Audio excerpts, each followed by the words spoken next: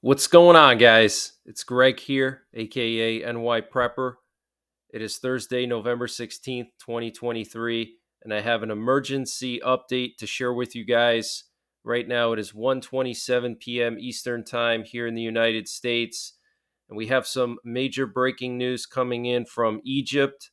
So, this is coming from Haaretz, which is an Israeli newspaper, and they're reporting that the Egyptian army, on the orders of President al Sisi, is preparing to enter the Gaza Strip and impose a no fly zone there if Israel does not make a decision in Gaza as far as what they're going to do with the civilians coming out of Gaza into Egypt, because Egypt said that they will not allow any kind of flood of civilians coming into Egypt from Gaza, and that they're not going to allow Palestinians to be moved out of Gaza.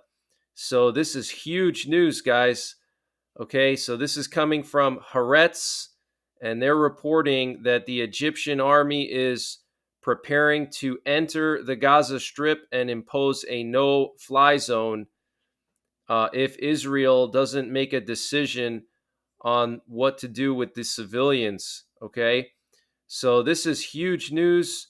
And last night we had riots in Washington, D.C. Some pro Gaza, pro Hamas rioters were standing outside of the Democratic National Committee headquarters and blocking the entrance to the headquarters. They formed like a human chain, and they were fighting with Capitol Police.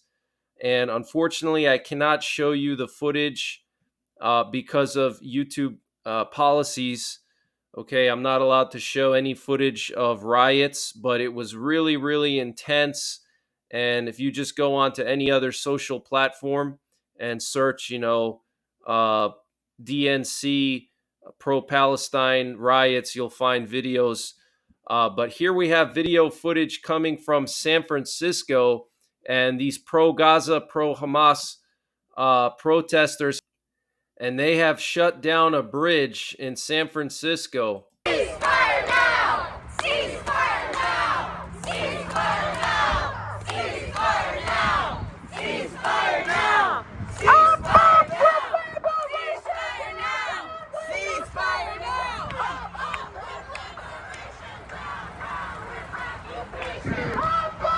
Ceasefire now! Ceasefire now!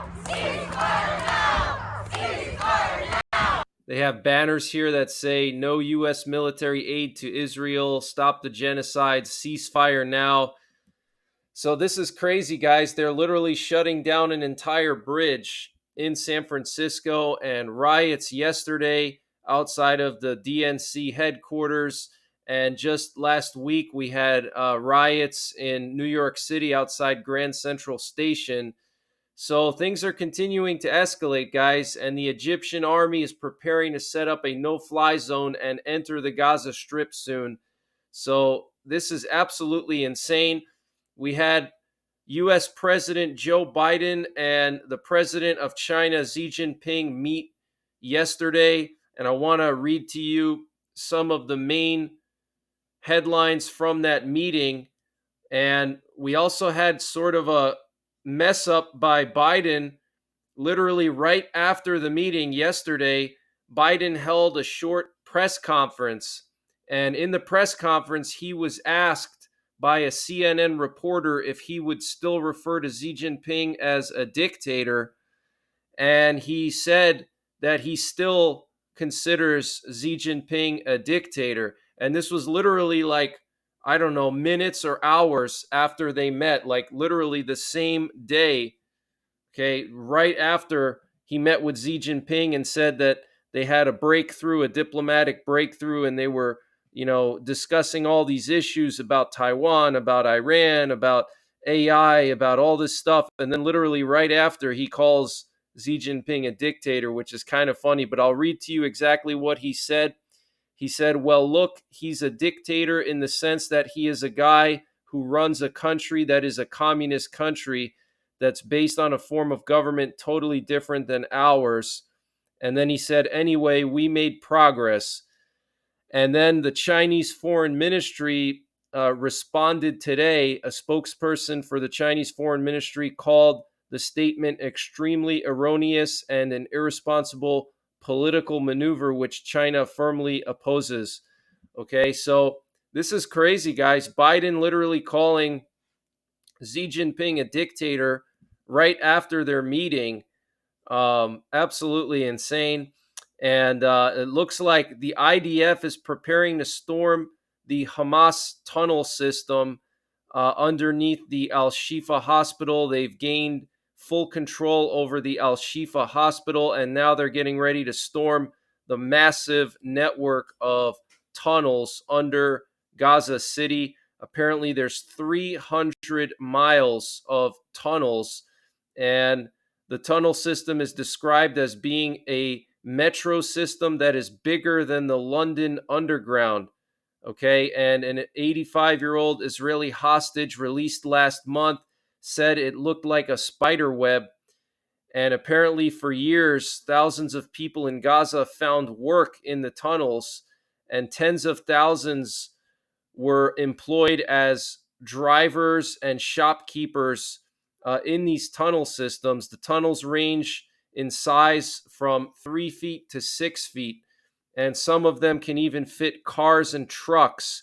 And apparently, they are well lit and are swaddled in concrete. So they're reinforced with concrete, and they contain command centers, ammunition depots, and arms factories. So it's like literally an underground city, guys. Absolutely insane. It's like the Resident Evil movies. The Umbrella Corporation had that big facility underground under Raccoon City that kind of reminds me of that. So they're going to go in there now and storm these tunnels. This is going to be interesting because that's where all the hostages are. Apparently, hundreds, if not thousands, of Western hostages are there. Okay. Israeli fighter jets destroyed the home of the leader of Hamas. The Israeli Air Force released a statement saying overnight the Israeli army fighter jets struck the residence of Ismail Haniyeh, the head of Hamas, which was used as terrorist infrastructure and often served as a meeting point for Hamas senior leaders to direct terror attacks against Israeli civilians. So this is huge news, guys. Okay, the Israeli Air Force striking the home of the leader of Hamas, Ismail Haniyeh. He permanently lives in Qatar, I heard, but he has a residence in Gaza as well. So this is huge news. And the Israeli Defense Minister, Yoav Gallant, said that the Israeli army has completed the occupation and clearing of the entire western part of Gaza City. Now the next phase has begun. And he said they found important evidence in the Al Shifa hospital. So they've already cleared out the entire western half of Gaza City, guys. I mean, they're moving really fast. Very professional work by the Israeli military, going in there, clearing out this city in record time. Okay, everybody was saying that, oh, this is going to be a quagmire, that, Israel's going to get stuck in this big urban battle in Gaza, and it's going to drag on for months, if not years. But no, they've already taken the entire western half of the Gaza city. Okay. So I don't think it's going to be much longer before they take the whole city and they start to work their way into the depths of those Hamas tunnels. And this is a huge victory for Israel. And the Israeli Air Force Commander General T. Barr said that since the start of the war, aircraft in Israel have carried out more than 3,000 strikes on targets in the Gaza Strip. And he said that they have plans to strike Yemen as well. And the Saudi Foreign Ministry is strongly condemning the Israeli army storming of the Al Shifa hospital and the bombing of the vicinity of the Jordanian field hospital. So, very interesting. And I want to just summarize to you some of the main things from the Biden Xi Jinping meeting. So, a senior American official said that US President Joe Biden asked China to ask Iran to refrain from provocative steps in the Middle East. And Biden believes it was one of the most constructive and productive discussions. And so Xi Jinping said Taiwan's issue is the most important and most sensitive. So he asked the United States to stop arming Taiwan and assured that China does not plan to start a war against Taiwan in the coming years. Okay, so that's huge news. And there's a full readout of the meeting with Xi Jinping on the White House website if you want to read the whole thing. I'll leave a link in the comments down below, but I'm just going to pick and choose here some of the most important things from this readout. And the major breaking news, though, is that Xi Jinping said that they do not plan to start a war against Taiwan anytime soon. And I've been telling people that for a long time. It just doesn't make sense for China to try to go after Taiwan because it's very costly for them to do that. Okay, they would lose a lot of equipment, they would lose a lot of troops. It would be a ding in their economy, and it just doesn't benefit them. I mean, what do they get? They get a little tiny island. Okay, for all of that risk that they're going to take on, it's the benefit is not really there. So for them, it's better to just hang back and cash in on all these wars. Now Russia is begging China for, trade deals because Russia's been sanctioned. So it's good for business right now, these wars for China. Okay, China's making a lot of money. They're in a position of power. So why would they suddenly jeopardize that by going after Taiwan? I do think North Korea is going to do something against South Korea, but I do think that China is going to hold back on Taiwan for now and maybe wait until the U.S. military is further weakened before they go in. So I'm going to just read to you some of the main things from the meeting.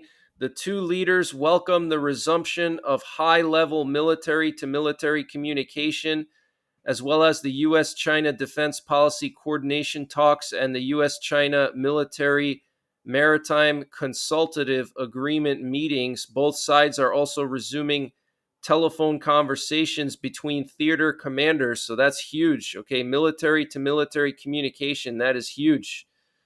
And the leaders affirmed the need to address the risk of advanced AI systems and improve AI safety through U.S. China government talks. The two leaders exchanged views on key regional and global challenges. President Biden underscored the United States' support for a free and open Indo-Pacific that is connected, prosperous, secure, and resilient. The president reaffirmed the United States' ironclad commitment to defending our Indo-Pacific allies. The president emphasized the United States' enduring commitment to freedom of navigation and overflight and adherence to international law, maintaining peace and stability in the South China Sea and East China Sea, and the complete denuclearization of the Korean Peninsula.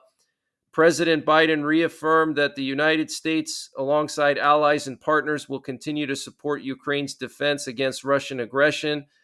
Regarding the Israel-Hamas conflict, the president reiterated U.S. support for Israel's right to defend itself against terrorism and emphasized the importance of all countries using their influence to prevent escalation and expansion of the conflict. And that goes back to what the U.S. officials said, that the Biden administration asked China to push Iran to basically hang back and not escalate the war. And President Biden underscored the universality of human rights and the responsibility of all nations to respect their international human rights commitments. He raised concerns regarding Chinese human rights abuses, including in Xinjiang, Tibet, and Hong Kong. On Taiwan, President Biden emphasized that our one China policy has not changed and has been consistent across decades and administrations. He called for restraint in China's use of military activity in and around the Taiwan Strait. President Biden also raised continued concerns about China's unfair trade policies, non market economic practices, and punitive actions against U.S. firms which harm American workers and families. They welcome the resumption of bilateral cooperation to combat global illicit drug manufacturing and trafficking, including synthetic drugs like fentanyl, and establishment of a working group for ongoing communication and law enforcement coordination on counter narcotics issues. So, some pretty big topics here that were discussed. And like I said, I'll attach the link to this readout if you want to read the whole thing for yourself. Here's a picture of them walking together at some compound outside of San Francisco. And they met at some undisclosed compound outside of San Francisco, like a big mansion. There was a really heavy police presence out there. And here's a picture of them sitting at the table. Here's Xi Jinping on the left, Biden on the right, with Blinken right next to him. And we have the updated position of the U.S. Dwight Eisenhower aircraft carrier, and it's moved deeper into the Gulf of Oman, which now places Tehran within range of American fighter jets and Tomahawk missiles from the associated Arleigh Burke class destroyers. So this is very interesting. It's basically positioned so it can cover Iran. That's why it's moving so close to Iran. So if something were to escalate, they could strike Tehran directly with Tomahawk missiles and various types of ordnance. And we currently have a nuclear war command and control plane flying over Iowa. And we also had a presidential doomsday plane go from San Antonio to Offutt Air Base. So this is very, very interesting. And this nuclear war command and control plane is hanging around this area for a while now. We had a nuke sniffer plane airborne in the North Sea yesterday, which is very unusual. It was flying this zigzag pattern through the entire North Sea. And what it was looking for, we have no idea, obviously, but this plane can detect traces of radiation in the atmosphere. It was originally created to detect Soviet nuclear weapons tests. So potentially it can detect submarines that are underwater that have a nuclear reactor. So maybe it's looking for Russian nuclear subs. You can see it was flying really low over here by Scotland. So that's very interesting. And just a few days ago, we had this same plane fly into the Baltic, and it was flying between Sweden and the Baltic countries, flying really low in this area. So I think it's looking for nuclear submarines. Why else would it be flying in these areas? And we had a combat Sentinel plane up in the air yesterday, flying along the U.S. northeastern coastline. And these planes provide intelligence, surveillance, and reconnaissance information directly to the president and the Joint Chiefs. So this is very, very interesting and very concerning for one of these to be flying along the northeastern U.S. coast. My guess is probably keeping an eye on the ocean over here to see if there's any enemy subs or something. I have no idea, or maybe just a test flight, but this is pretty rare. We had a U.S. AWACS plane patrolling northeastern Poland earlier today. And we also had a British Eurofighter Typhoon fighter jet get aerially refueled just south of Cyprus, and then it turned its transponder off. So here you can see it's flying with its transponder off at this point. You can see it disappeared from radar over here, and the aerial refueler continued flying, but the Eurofighter just disappeared from radar here. So very, very interesting. And the IAEA is saying that Iran has enough uranium enriched for up to 3 atomic bombs. And Iran's stock of enriched uranium grew by 14 pounds to a total of 283 pounds since the last report on September the 4th. and that is more than 3 times the roughly 93 pounds that the IAEA defines as enough to build a nuclear bomb. Okay, so they have 283 pounds of enriched uranium, and you only need 93 pounds to build a nuclear bomb of some kind. So that's very concerning. They're speeding up their enriched uranium production. And we do know that the U.S. and Israel want to denuclearize Iran. Okay, somebody's going to eventually have to do it, and it's just not acceptable for Iran to have nuclear weapons. That would just change the world completely. And 2 U.S. officials have confirmed to the Wall Street Journal that the Wagner Group intends to send Hezbollah the Russian SA-22 Greyhound system, which is a surface-to-air missile system and also anti-aircraft artillery to shoot down Israeli aircraft. In Finland, they're going to close 4 border crossings with Russia. And apparently, the Estonian Minister of Internal Affairs accused Russia of not detaining illegal immigrants at its borders, saying that 8 Somali citizens tried to enter Estonia from Russia. And this weekend, we're going to have the Leonid meteor shower peaking, and it's going to peak on the night of the 17th and the 18th. So, in order to see them, you have to go out past midnight, between midnight and dawn, and look up to the sky. The best thing to do is to get like a chair that you can lay down in and just face the sky completely, so you don't have to keep your head elevated. And apparently, there's going to be 10 to 15 meteors per minute. And the record was like thousands of meteors per minute during a 15-minute span on the morning of November 17th, 1966. Okay, people saw thousands of meteors per minute. So that is just insane. They were basically falling like rain. I don't think it's going to be that active this year, but I guess you never know. So check it out, November 17th to the 18th. Go outside past midnight through the early morning hours. And the moon phase is going to be very favorable for seeing these meteor showers because we're not going to be in a full moon.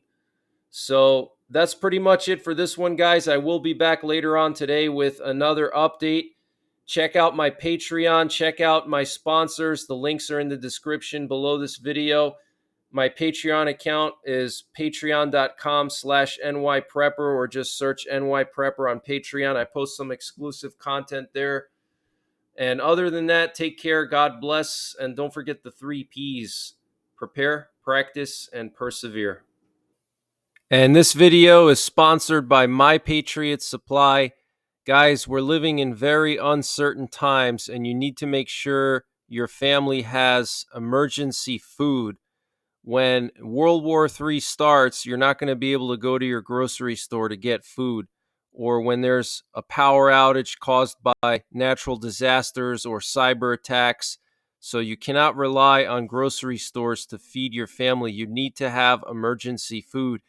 And Patriot Supply makes it very easy to prepare for these uncertain times. They have a 3-month emergency food supply, and it has a 25-year shelf life, and it's all contained within 6 rugged, water-resistant buckets, and you get a wide variety of food from dinners, lunches, breakfasts, drinks, snacks. So you're not going to get bored eating the same food every single day in a real SHTF situation. They also have a 2-week emergency food supply, which is a great option for camping. So use the link preparewithnyprepper.com to get the 3-month or 2-week emergency food supply from Patriot Supply. There's a link in the description below this video. It's an excellent gift idea for a prepper. They also have a general store. When you go to that page, you click on their logo, and once you click on their logo, it'll take you to their general store where they have MREs, solar generators, potassium iodide, survival seeds, a whole bunch of stuff, fire starters, water filters, All of these are excellent gift ideas for the prepper in your family. So use the link preparewithNYPrepper.com to get the 3-month and 2-week emergency food supplies. The link is in the description below this video.